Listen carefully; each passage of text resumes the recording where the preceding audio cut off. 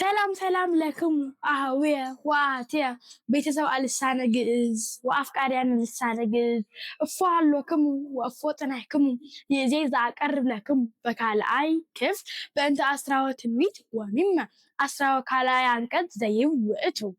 ፍጹም ሰላም ለእናንተ ይሁን እህት ወንድሞቼ፣ የግዕዝ ቋንቋ ወዳጆች፣ የግዕዝ ቋንቋ ቤተሰቦች እንዴት ናችሁ? ደህና ናችሁ?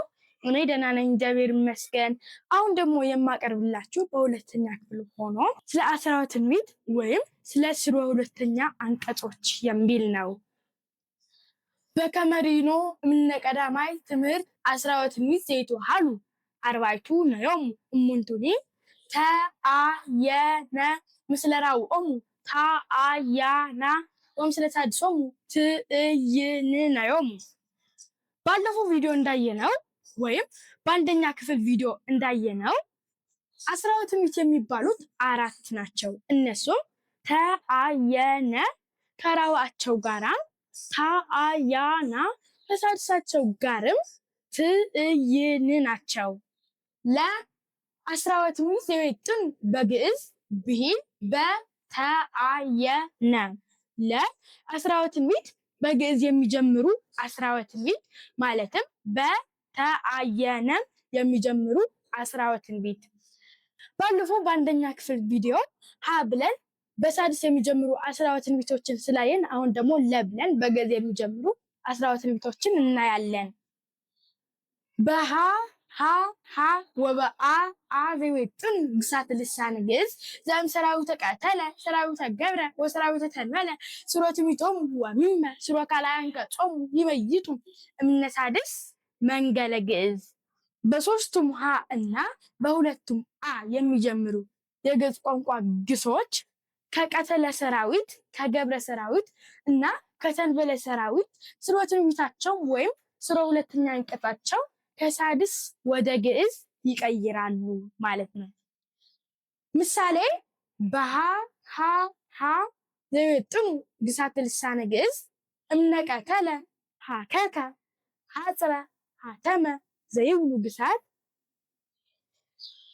በሶስቱም ሀ የሚጀምሩ ስርወ ትንቢቶች ከቀተለ ሰራዊት፣ ሀከከ፣ ሐጸረ፣ ሀተመ የሚሉን ማየት እንችላለን። እነዚህ ሀከከ ማለት ተከራከረ ማለት ነው። ሐጸረ ማለት አጥርን አጠረ ማለት ነው። የቁመት ማጠር ደግሞ ሐጽረ ይባላል። ሀተመ ማለት ደግሞ አተመ ማለት ነው።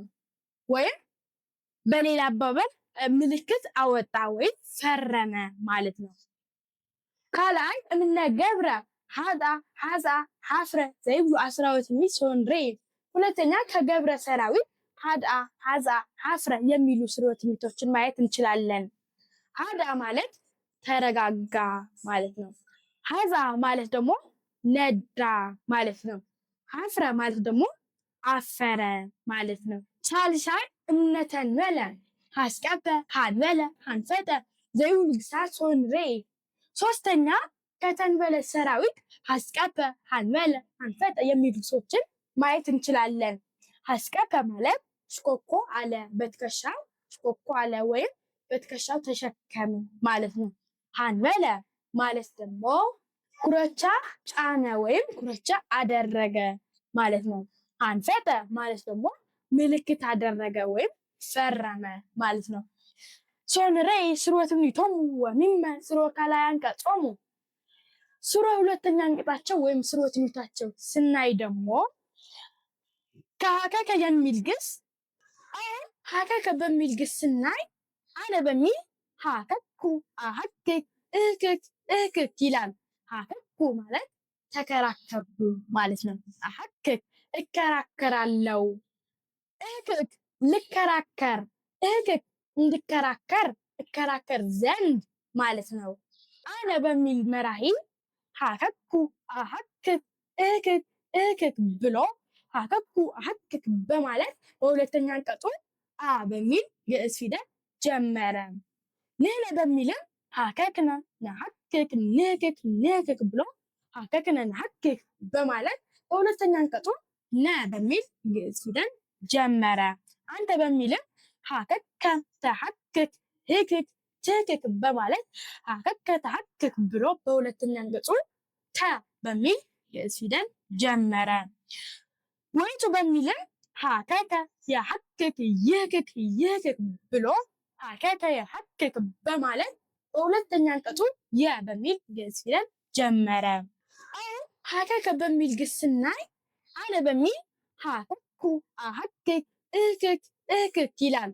ሀከኩ ማለት ተከራከርኩ ማለት ነው። አሐክክ እከራከራለው፣ እህክክ ልከራከር፣ እህክክ እንድከራከር እከራከር ዘንድ ማለት ነው። አሁን ያየነው የሀከከ የሚል ግስ ነው። አሁን ደግሞ ሀፀረ በሚል ግስ እናያለን። አነ በሚል ሀፀርኩ አሐፅር እህፅር እህፅር ይላል። ሀፀርኩ ማለት አጥርን አጠርኩ፣ አሐፅር አጥርን አጥራለው፣ አሐፅር ማጠር አለብኝ፣ አሐፅር እንዳጥር ላጥር ዘንድ ማለት ነው። ሀፀርኩ አሐፅር እህፅር እህፅር ብሎ ሀፀርኩ አሐፅር በማለት በሁለተኛ አንቀጹ አ በሚል ግዕዝ ፊደል ጀመረ። ንሕነ በሚልም ሀፀርነ ነሐፅር ንሕፅር ንሕፅር ብሎ ሀፀርነ ነሐፅር በማለት በሁለተኛ አንቀጹ ነ በሚል ግዕዝ ፊደል ጀመረ ማለት ነው። አንተ በሚልም ሀፀርከ ተሐፅር ህፅር ትህፅር በማለት ሀፀርከ ተሐፅር ብሎ በሁለተኛ አንቀጹ ተ በሚል ግዕዝ ፊደል ጀመረ። ወይቱ በሚልም እንዲሁም ሀፀረ የሐፅር ይህፅር ይህፅር በማለት ሀፀረ የሐፅር ብሎ በሁለተኛ አንቀጹ የ በሚል ግዕዝ ፊደል ጀመረ ማለት ነው። ይህ ሀፀረ የሚል ግስ ነው። አሁን ደግሞ ሀተመ በሚል ግስ ስናይ አነ በሚል መራሒ ሀተምኩ አሐትም እህትም እህትም ይላል። ይሄ ማለት ሀተምኩ ማለት አተምኩ ማለት ነው። አሐትም አትማለው፣ እህትም ማተም አለብኝ፣ እህትም እንዳትም አትም ዘንድ ማለት ነው። ሀተምኩ አሐትም እህትም እህትም ብሎ ሀተምኩ አሐትም በማለት በሁለተኛ አንቀጹ አ በሚል ግዕዝ ፊደል ጀመረ ማለት ነው። ንሕነ በሚልም ሀተምነ ነሐትም ንህትም ንህትም ብሎ ሀተምነ ነሐትም በማለት በሁለተኛ አንቀጹ ነ በሚል ግዕዝ ፊደል ጀመረ ማለት ነው። ነ በሚል ግዕዝ ፊደል ጀመረ። አንተ በሚልም ሀተምከ ተሐትም ህትም ትህትም ብሎ ሀተምከ ተሐትም በማለት በሁለተኛ አንቀጹ ተ በሚል ግዕዝ ፊደል ጀመረ ማለት ነው። ውእቱ በሚልም እንዲሁ ሀተመ የሐትም ይህትም ይህትም ብሎ ሀተመ የሐትም በማለት በሁለተኛ አንቀጹ የ በሚል ግዕዝ ፊደል ጀመረ ማለት ነው። ካልአይ ምሳሌ በአ ወወአዜዌ ጥኑ አስራወት ሚል ሶንርኢ እምነቀተለ አነመ አከለ አደወ አቀመ ዘይብሉ ግሳት እምነገብረ አዝሃ አይሃ አብየ ዘይብሉ ግሳት።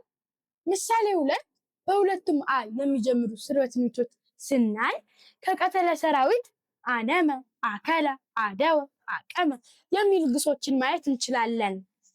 አነመ ማለት ሸማ ወይም ነጠላን ሰራ ማለት ነው። አከለ ማለት በቃ ማለት ነው። አደወ ተሻገረ፣ አቀመ ቻለ። ከገብረ ሰራዊት ደግሞ አዝሃ ማለት ቆረጠ ማለት ነው። አይሃ ማለት ደግሞ አጠፋ ወይም ደመሰሰ ማለት ነው። አብየ ማለት ደግሞ አደገ ማለት ነው። የእነዚህ ሁለተኛ ስርወ ትምህርታቸው ስናይ ደግሞ አነ በሚል አነመ በሚል ግስ አነ በሚል መራሒ አነምኩ አአንም እእንም እእንም ይላል። አነምኩ ማለት ሸማን ሰራው ማለት ነው። አአንም ሸማን እሰራለው፣ እእንም ሸማን ልስራ፣ እእንም ሸማን እንድሰራ ሸማን ልሰራ ዘንድ ማለት ነው። ስለዚህ አነምኩ አአንም እእንም እእንም ብሎ በሁለተኛ አንቀጹ አነምኩ አአንም በማለት ቃ በሚል ግዕዝ ፊደል ጀመረ ማለት ነው።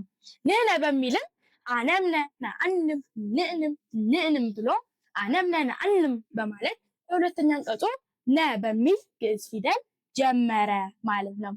አንተ በሚልም አነምከ ተአንም እንም ትእንም በማለት አነምከ ተአንም ብሎ በሁለተኛ አንቀጹ ነ በሚል ግዕዝ ፊደል ጀመረ። ውእቱ በሚልም እንዲሁ አነመ የአንም ይእንም ብሎ አነመ የአንም በማለት በሁለተኛ አንቀጹ የ በሚል ግዕዝ ፊደል ጀመረ ማለት ነው። ይሄ የአነመ የሚል ግስ ነው። አሁን ደግሞ አደው በሚል ግስ ስናይ አነ በሚል አደውኩ፣ አአዱ፣ እዕዱ ይላል። አደውኩ ማለት ተሻገርኩ፣ አአዱ እሻገራለሁ፣ እዕዱ ልሻገር፣ እዕዱ እንድሻገር ልሻገር ዘንድ ማለት ነው። ስለዚህ አደውኩ፣ አአዱ፣ እዕዱ በማለት አደውኩ፣ አአዱ ብሎ በሁለተኛ አንቀጹ አ በሚል ግዕዝ ፊደል ጀመረ ማለት ነው። ንሕነ በሚልም አደውነ ነአዱ ንዕዱ ብሎ አደውነ ነአዱ በማለት በሁለተኛ አንቀጹ ነ በሚል ግዕዝ ፊደል ጀመረ ማለት ነው። አንተ በሚልም አደውከ ተአዱ ትዕዱ በማለት አደውከ ተአዱ ብሎ በሁለተኛ አንቀጹ ተ በሚል ግዕዝ ፊደል ጀመረ ማለት ነው። ውእቱ በሚልም እንዲሁ አደወ የአዱ ይዕዱ በማለት አደወ የአዱ ብሎ በሁለተኛ አንቀጹ የ በሚል ግዕዝ ፊደል ጀመረ ማለት ነው።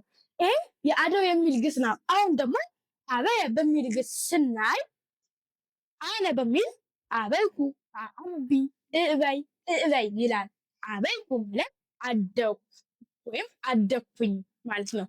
አአቢ አድጋለሁ፣ እዕበይ ልደግ፣ እዕበይ እንዳድግ ላድግ ዘንድ ማለት ነው። ስለዚህ አበይኩ፣ አአቢ፣ እዕበይ ብሎ አበይኩ፣ አአቢ በማለት በሁለተኛ አንቀጹ አ በሚል ግዕዝ ፊደል ጀመረ ማለት ነው። የንሕነ ደግሞ አበይነ ነአቢ ንዕበይ በማለት አበይነ ነአቢ ብሎ በሁለተኛ አንቀጹ ነ በሚል ግዕዝ ፊደል ጀመረ ማለት ነው። አንተ በሚልም አበይከ ተአቢ ትዕበይ በማለት አበይከ ተአቢ ብሎ በሁለተኛ አንቀጹ ከ በሚል ግዕዝ ፊደል ጀመረ ማለት ነው። ውእቱ በሚልም እንዲሁ አበየ የአቢ ይዕበይ በማለት አበየ የአቢ ብሎ በሁለተኛ አንቀጹ የ በሚል ግዕዝ ፊደል ጀመረ ማለት ነው። የዛሬ ትምህርታችን ይህንን ይመስል ነበር። በሌላ ትምህርት እስከምንገናኝ በሰላም ቆዩ። ሼር፣ ላይክ፣ ሰብስክራይብ ማድረግ ደግሞ አትርሱ። በቲክቶክ ከፈለጋችሁ ጽዮን ግዕዝ ብላችሁ መግባት ትችላላችሁ። በፌስቡክ ደግሞ ማዓሾ ብርሃኔ ይላል። ይሄ የአባቴ ስም ነው። ፎቶውም የአባቴ ፎቶ ነው ያለው። በቲክቶክ ግን የራሴ ስምና የራሴ ፎቶ ነው ያለው እና እየገባችሁ ፈለው፣ ላይክ፣ ኮሜንት እያደረጋችሁ ውጡ። በጣም አመሰግናለሁ። በሰላም ቆዩ።